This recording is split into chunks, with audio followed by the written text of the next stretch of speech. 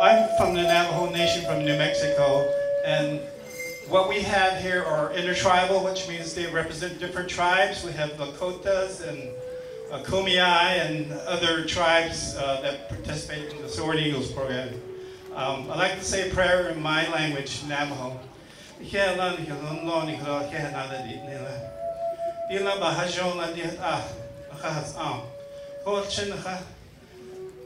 Pandan tino ho bada kaida yat elshihun ne tino halona has ado. Tani zena kono yat has ana di da hihika. Di koron an hi helchendo an. Ndabani tino hala yat nasana di ka hela di islat soido. Kono yat ya nada ka. Kalo bahajo naido ka. Ad soila ke huye di de. Ja, son hela by hidden it's in Holland vision and say that I twin that kind of that dodging that night. That little heights and going, you know, Twitter in the play. On a standing mother with the no okay by hidden it's in Canada.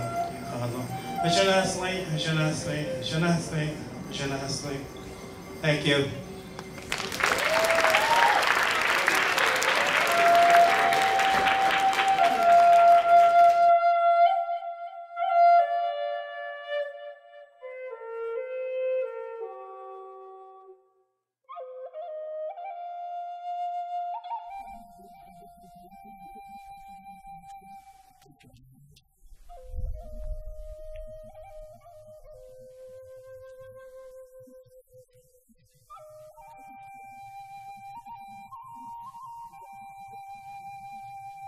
The name of the tribe that I'm in is called the Colorado River Indian Tribe, which is Navajo, and my reservation is in Arizona, but I've never been there. Chickasaw and Choctaw, and they originally were from Mississippi and then migrated down to Oklahoma on the Trail of Tears. I personally don't belong to a Native American tribe. Marissa is my daughter, and her father is Navajo. So I'm Navajo by association. My name is Monica Lopez, and I'm from the Kumeyaay Mesa Grande tribe. Hi, my name is Jake, and I'm from the Mesa Grande tribe. Randy Edmonds. I'm from the Kiowa and Caddo Nations of Oklahoma. My name is William Grindstone. I'm from the Standing Rock Sioux tribe from South Dakota. Grindstone was a treaty signer of the Fort Laramie Treaty back in 1863. And I come from a long bloodline of very spiritual people, one of them being Chief Sitting Bull. My name is John Hood. I'm from the Navajo Nation, from New Mexico. Matea, and I'm Navajo. I'm Kenda, and I'm Navajo. I'm Jimmy, and I'm Suquamish. I'm Native American from this county. I'm from the Rincon Mission Band of Indians. I'm a tribal member. My name's Woodrin Myron, or Woody, and I'm originally from the Hopi tribe out in Arizona. My name is Chuck Kadat. I'm from the Lakota tribe from Standing Rock Agency in North Dakota. My name is Vicki Gambala. I'm the director here for the San Diego Unified School District Indian Education Program. I'm Cherokee. My family's from Tahlequah, Oklahoma, and we're registered there. And we're 3 generations here in San Diego of Cherokees.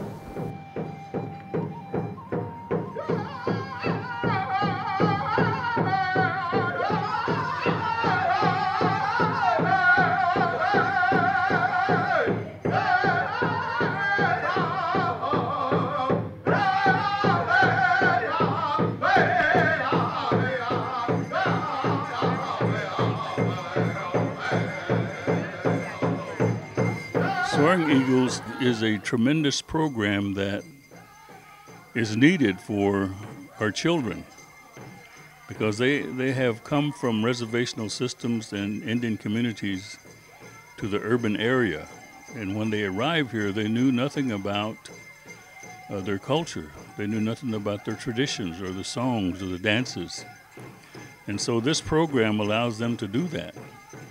They have been involved now for 3 years in this particular program, which helps them develop their skills in dancing, also learning the sounds of the drum, and also going to other powwow gatherings as individual dancers, and some of them are winners in those contests that are in those powwows. And so it's a very important program because it does teach them about their culture.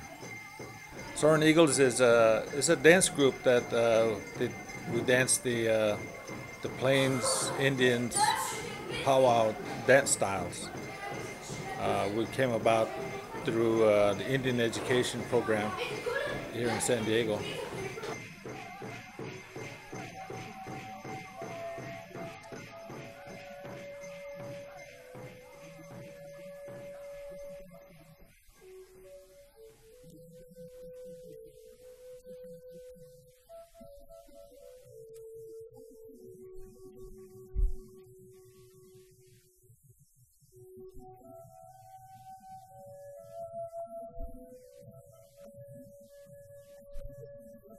When I went to powwows, I heard it from a bunch of people, so I'm like, oh yeah, Soaring Eagles. To me personally, as a mother, it means an opportunity for my daughter to get involved in something that has a positive influence and will help keep her away from the negative influences that are in her life. We started getting involved with Soaring Eagles because our son has been grass dancing since he was 3 years old. My friend Mason, yeah, we were talking and he talked to me about it, and then I asked my dad and he's like yes, and then he asked Mom and yes, and then that's how I got involved. I was the original writer on the program. I wrote the program.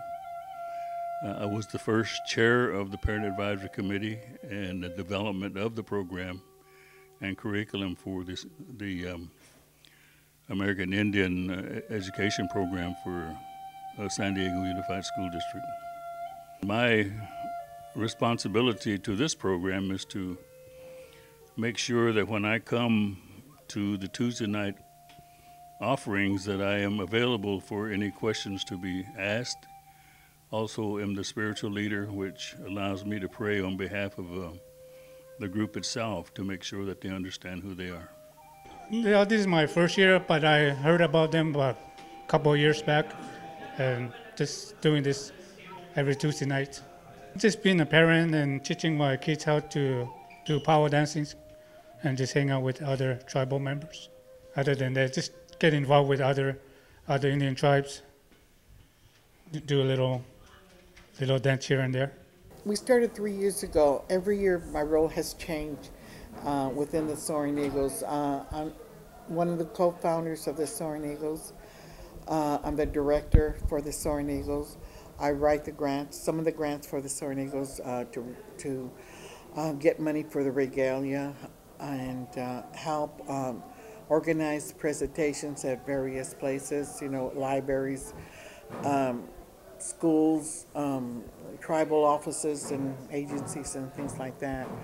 Now I'm kind of pulling back from all this type of work. The parents are now taking their role as organizing the Soaring Eagles and events and presentations.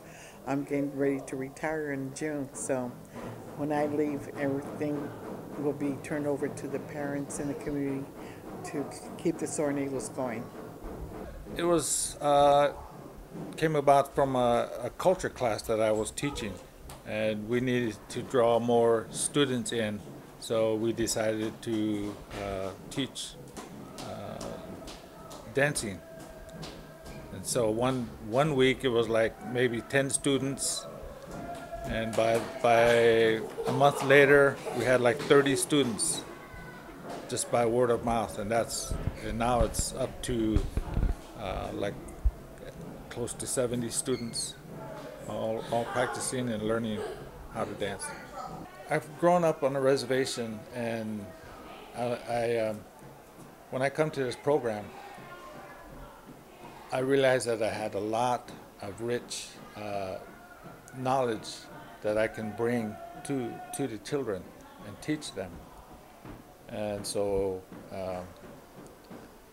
I'm just glad that I had this opportunity to bring this, all my upbringings to this class and to the children. This one's our youngest warrior.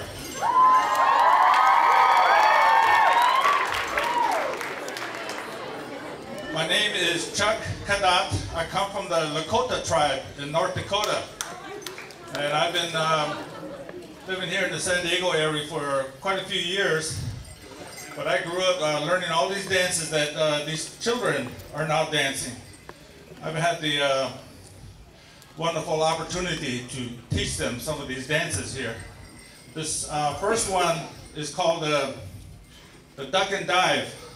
This one comes about through a battle that the cavalry had with the Nez Perce Indians in the Idaho area. They were being, there's a group of warriors being pinned down by some cavalry. They had these big cannons that they had on the hill, and they were shooting down at these Indians. But they didn't know that there was a group of Indians that had snuck off, and they were going up to these positions where these cavalry guns were. And every time they would shoot a cannon, boom! You know, a couple of seconds later, it would hit the ground beside where these Indians are, boom! The drum beats, you would hear that. And whenever the cannon would go off, it would duck and dive for cover. When these warriors were able to overtake these cannon positions and take them out, so they were able to survive this battle and go back home and tell this to their families and to their people how this happened.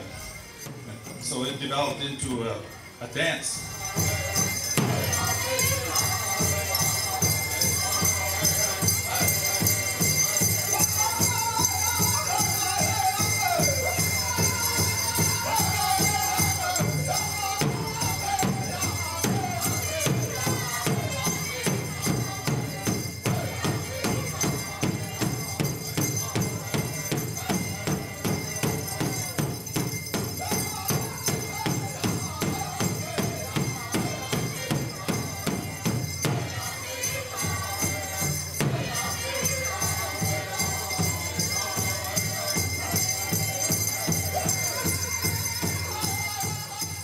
Every Soaring Eagles meeting, we start with a blessing.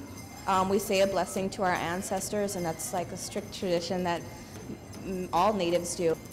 We bless our food, we eat together, and then we have like a couple announcements. If there's any illnesses or any graduations or any big news within our community, we make announcements. We eat together and then we start dancing, and we do a number of different dances. There's fancy shaw dancing, there's jingle dress, and it goes we sort them by ages. So the drum will start and it'll be the younger kids, girls, boys, and then we'll move up through teens and then adults, and it's a lot of fun, and the majority of my family attends, so it's a good time for my family to spend time together too.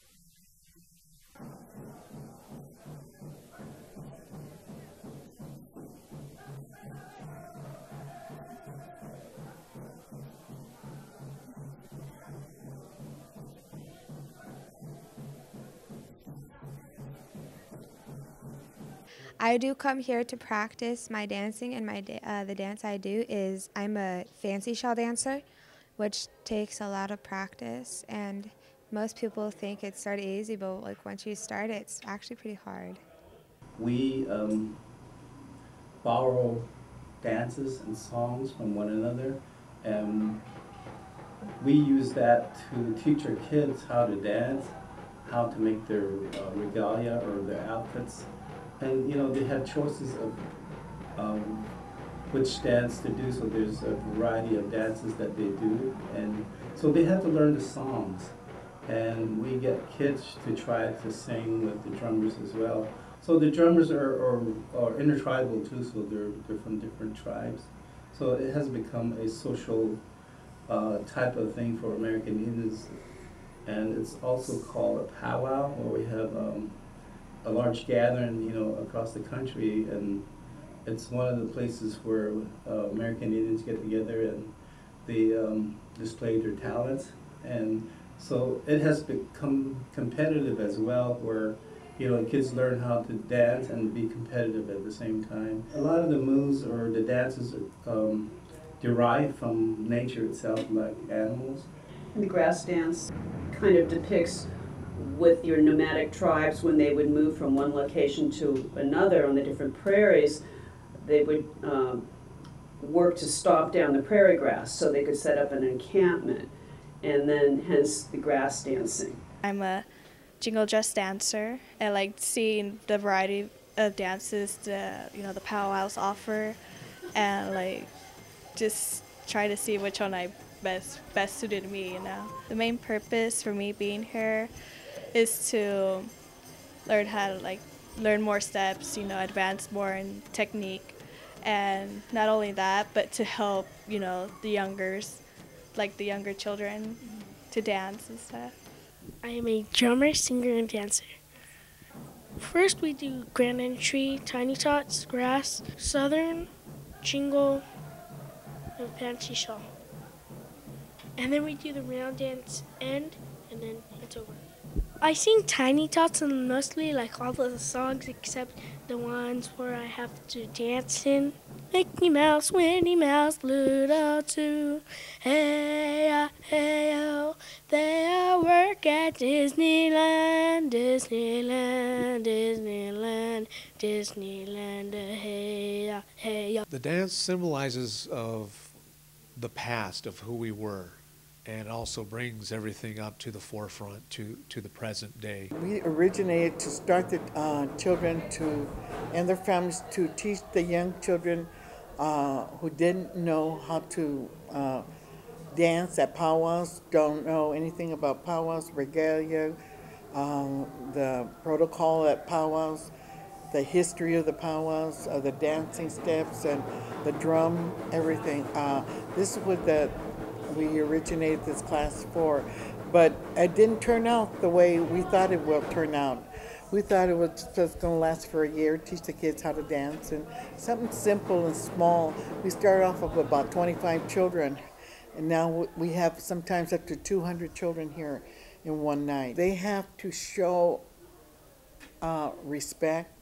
They have to show protocol at all places they attend, and whatever things they're doing, their school, their churches, their community events, in the Indian community and non-Indian community.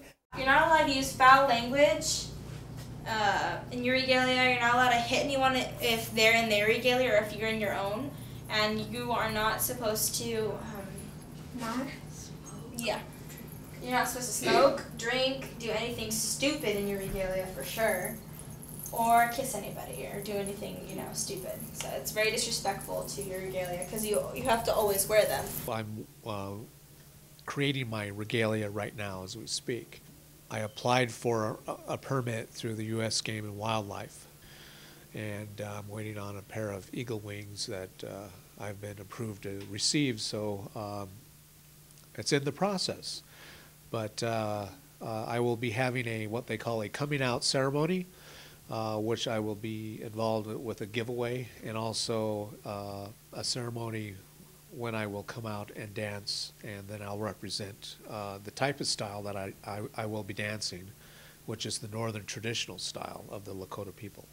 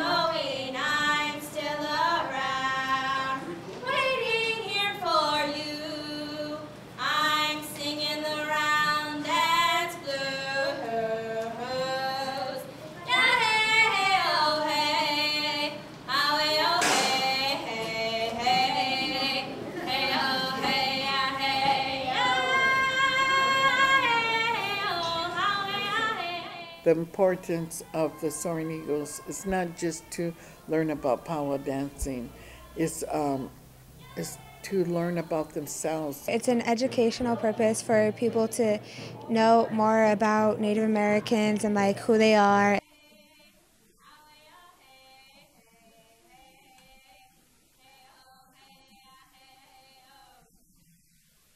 The thing I love about it most is I get to see all the fellow Native Americans, like they actually understand like what I talk about. It's like if I go to school and I'm like, hey, bird songs, let's sing some. It's like they would have no idea. Or it's like, let's sing some hand drum songs. They would have no idea what I'm talking about. I just want to hurt them because they keep treating my hair like, you, haha, everybody look at, he has a ponytail, and I'm telling them it's a braid.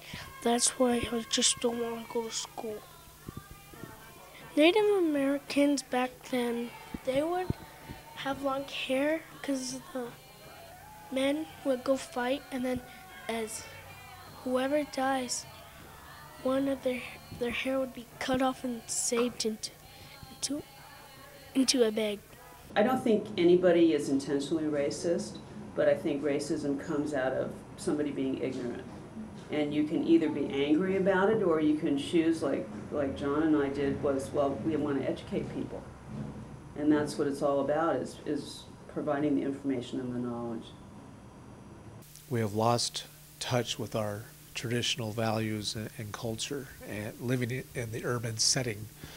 And we have been given this opportunity to bring what we all know from an intertribal aspect to teach the younger children and kids that are in the unified school district here the different techniques of dancing, culture, singing, what the regalia means that they wear for certain dances and stuff like this.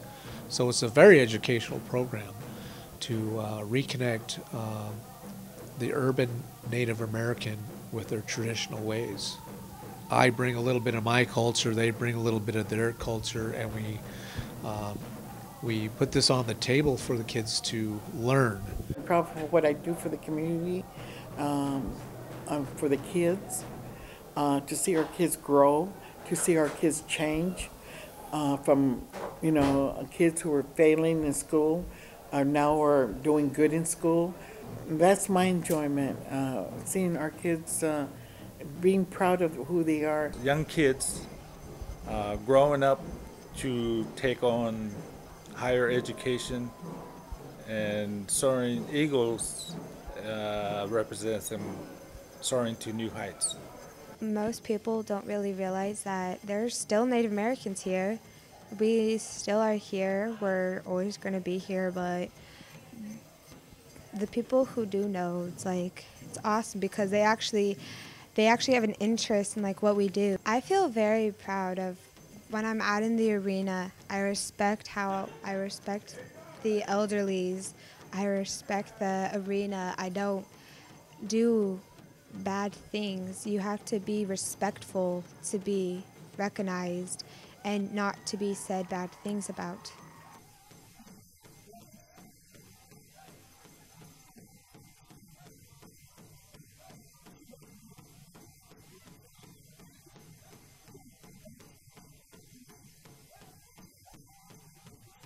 The elders, they have the utmost respect with the Native American culture. They're always the ones that eat first. They're always first priority. It's always elders first. And if you ever attend a Soaring Eagles meeting, when we're done blessing our food, everybody always announces elders first, elders first. They always eat first. So they're very highly, highly respected. We are the ones that have to talk about our culture, our traditions, talk about the relevancy of the spiritualness of our people, so that those that do not know about us have a better understanding of who we are. To understand the identity of our people and to be accountable for my understanding of that. So every day I wake up in the morning and I say my prayers and I ask the Creator for guidance, forgiveness, just to start my day. It's a daily discipline that I utilize that gets me from point A to point B throughout my day, and it actually has been very beneficial for me to evolve as a person, as a Native American, and so I feel very proud to understand these ways, because it seems like I tried so hard not to understand them that now it is important for me to know these things now in my life. I was born an American Indian. Our culture is very strong. It's a very proud culture. The traditions are very strong. The languages are strong. It's good to be an Indian because it is a culture that has survived many conflicts in this country in which we live in. The Europeans came and tried to take over this country, but we still remain. We have not been eliminated. Our culture is strong. I don't know if I could say the word proud to be American Indian. It's who we are. My heritage, my culture is so rich with spirituality and being close to nature.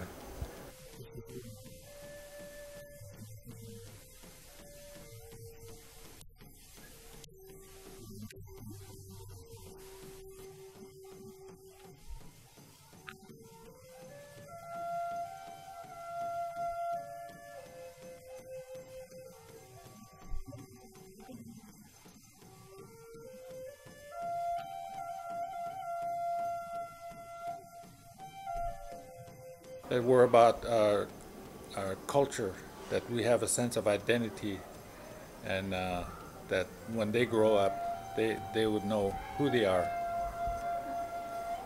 I feel honored and proud to be able to have gone full circle in life and be able to sit down at this current moment and be able to share some of the things that I have learned up to this point. So it has been an honor for me to sit down amongst you guys and be able to share this with you. So I want to thank you. And in our Lakota language, we say Lila Washtelo Pilamia Kola, which means very good. Thank you, friend.